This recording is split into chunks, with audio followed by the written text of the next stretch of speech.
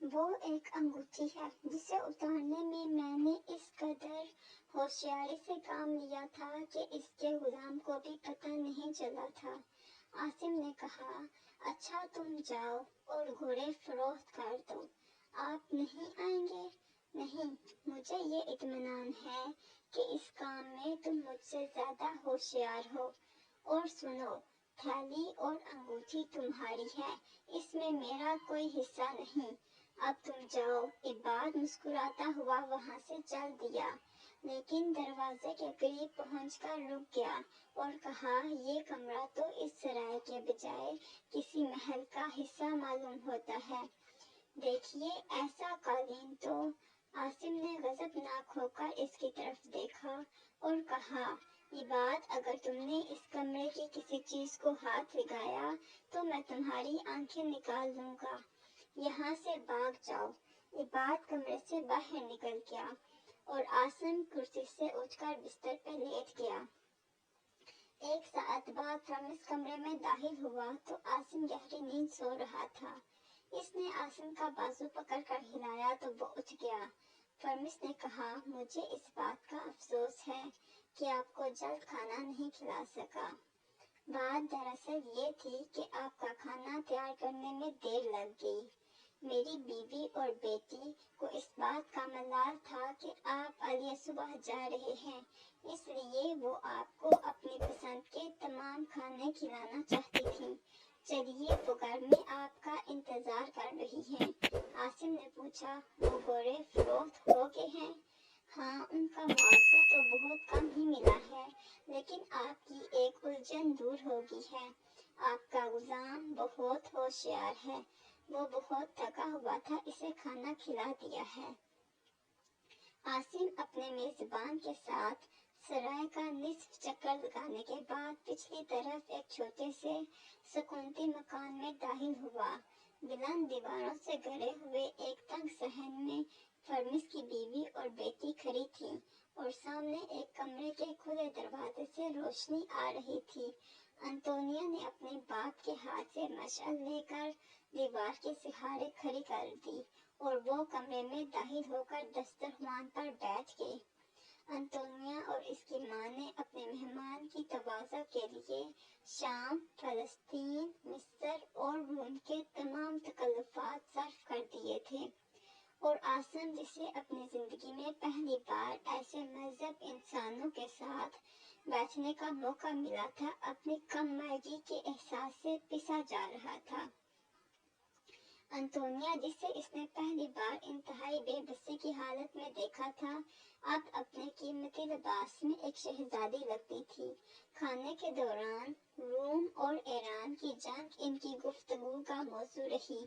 Firms نے Armenia میں ایرانیوں کے ظلم و ستم کی داستانیں بیان کرنے اور اس کے بعد انطاکیہ کی تباہی کا حال بیان کرنے کے بعد کہا، اب نامعلوم یہ طوفان کہاں جا کے رکے گا۔ ہم لوگ صدیوں سے مشرق اور مغرب کی ہولناک طوفانوں کا سامنا کر رہے ہیں۔ مصر اور شام میں ایک ظالم کے پرچم سرنگوں ہوتے ہیں تو دوسرا جابر اپنے جھنڈے گاڑ دیتا ہے۔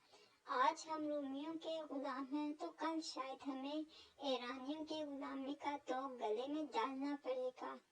نوجوان، تم خوش قسمت ہو، تم ایک ایسے صحرا میں رہتے ہو جس میں رومیوں اور ایرانیوں کے لیے کوئی کشش نہیں۔ تمہاری تقدیر خود تمہارے ہاتھ میں ہے۔ اب میں زرخیز وادیاں اور پررونق شہر تو نہیں، لیکن تمہیں یہ خطرہ تو نہیں کہ مشرق یا مغرب سے کوئی عفریت اٹھے گا اور تمہارے شہر اور بستیوں کو نگل جائے گا؟ عاصم نے جواب دیا، ہمیں تباہی کے لیے کسی بیرونی عفریت کی ضرورت نہیں، ہماری بستیاں جلانے کے لیے ہمارے اپنے گھروں کی آگ کافی ہے۔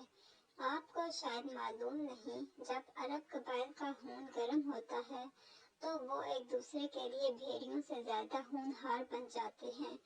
فرمس نے کہا، مجھے تمہاری خانہ جنگوں کا حال معلوم ہے، لیکن میں یہ کہتا ہوں کہ تم ہماری طرح بے بس اور مجبور نہیں ہو۔ تمہیں اس بات کا اختیار ہے کہ جب چاہو اپنی تلواریں نیام میں ڈال لو اور جب چاہو اپنے حریف کو گلے لگا لو۔ میرا مطلب یہ ہے کہ ہماری طرح تمہارے بدن کو بیرونی اسلحے اپنی قوت کا اکھاڑا نہیں بناتے، اور تمہیں یہ خطرہ نہیں کہ وہ تم کو پیس کر رکھ دیں گے۔ نہیں، عاصم نے جواب دیا، ہم آپ سے زیادہ بے بس اور مجبور ہیں۔ ایک عرب اپنے نیام سے تلوار نکال سکتا ہے، لیکن دوبارہ تلوار کو نیام میں ڈالنا اس کے بس میں نہیں ہوتا۔ جس زمین پر ہمارا خون گرتا ہے وہ ہمیشہ پیاسی رہتی ہے، اور اس کی پیاس بجھانے کے لیے مزید خون گرانا ہمارا مقصد بن جاتا ہے۔ ہماری سب سے بڑی خواہش ہوتی ہے کہ ہم اپنے بزرگوں کا انتقام لے سکیں، اور ہماری آئندہ نسلوں کی خواہش ہوگی کہ وہ ہمارا انتقام لے سکیں۔ اگر روم اور ایران کے سپاہی اپنے شہنشاہوں کی فتوحات کے لیے جنگ کرتے ہیں تو ہم اپنے قبیلے کی طاقت کا لوہا منوانے کے لیے ایک دوسرے کا خون بہاتے ہیں۔ فرمس نے کہا، تمہاری باتوں سے معلوم ہوتا ہے کہ تم اپنے ملک کی اس صورتحال سے خوش نہیں ہو۔ اگر عرب کے ہر قبیلے میں تم جیسے چند نوجوان پیدا ہو جائیں تو وہاں ایک خوشگوار انقلاب آ سکتا ہے۔ عاصم نے کہا، میں صرف اپنے گھر سے کوسوں دور بیٹھ کر ایسی باتیں کر سکتا ہوں۔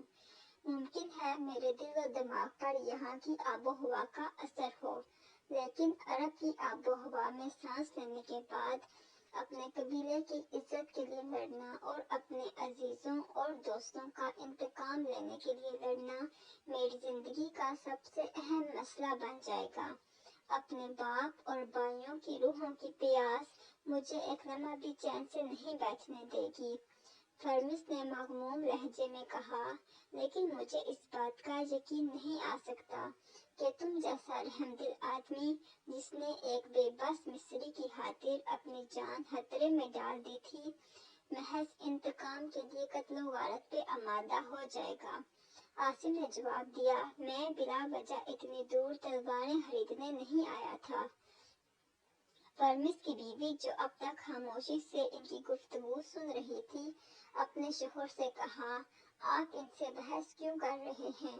ممکن ہے انہوں نے اپنے دشمن کے ہاتھوں نقصان اٹھایا ہو اور انہیں لڑائی کے سوا تلافی کی کوئی صورت نظر نہ آتی ہو۔ انہوں نے ہم پر احسان کیا ہے، اور آپ کو اس وقت صرف یہ سوچنا چاہیے کہ ہم ان کے احسان کا کیا صلہ دے سکتے ہیں۔ عاصم نے کہا، مجھے آپ کی نیک دعاؤں کے سوا کسی صلے کی ضرورت نہیں۔ فرمس نے کہا، اگر ہم آپ کو سونے اور چاندی کے چند سکے پیش کریں تو یہ ہمارے جذبہ تشکر کی توہین ہوگی۔ آپ کو تلواروں کی ضرورت ہے، اور میری بیوی سرائے میں ٹھہرنے والے مسافروں سے 2 تلواریں خرید چکی ہے۔ مجھے امید ہے کہ آپ ان کا یہ تحفہ خوشی سے قبول فرمائیں گے۔ فرمس کی بیوی نے کہا، انطونیہ نے آپ کے نوکر کو شامی رئیس اور غلام کی تلواریں چھپاتے دیکھا تھا، اور یہ اس وقت سے آپ کو مزید 2 تلواریں پیش کرنے پر بضد تھی۔ عاصم نے کہا، میں آپ کا شکر گزار ہوں۔ ان دنوں ہمیں تلواروں سے زیادہ کسی چیز کی ضرورت نہیں۔ تھوڑی دیر بعد جب وہ کھانے سے فارغ ہو چکے تھے، انطونیہ برابر کے کمرے سے 2 تلواریں لے آئی اور عاصم کو پیش کرتے ہوئے بولی، ایک بہادر شخص کے لیے تلوار سے بہتر کوئی تحفہ نہیں ہو سکتا، اور میرا بھائی اگر زندہ ہوتا تو ایک تلوار اس کی کمر سے باندھتی اور کہتی، اس شریف آدمی نے ہماری عزت بچائی ہے، اس لیے آج سے اس کے دوست ہمارے دوست اور اس کے دشمن ہمارے دشمن ہیں۔ تم اگر میرے بھائی ہو تو احسان مندی کا تقاضا ہے ان کے ساتھ جاؤ۔ انطونیہ نے پہلی بار اس سے ہم کلام ہوئی تھی۔ عاصم کچھ دیر ایک طرح کی مرعوبیت کے احساس سے خاموش رہا، بالآخر تلواریں اس نے پاس رکھ لیں اور کہا، اگر آپ کا بھائی زندہ ہوتا تو میں اسے کہتا کہ مجھ سے زیادہ تمہاری بہن اور والدین کو تمہاری ضرورت ہے، اور جو شخص اپنے بھائی اور والدین کے خون کا بدلہ نہیں لے سکا، اسے ایک اجنبی کو اپنے مصائب میں حصہ دار بنانے کا کوئی حق نہیں پہنچتا۔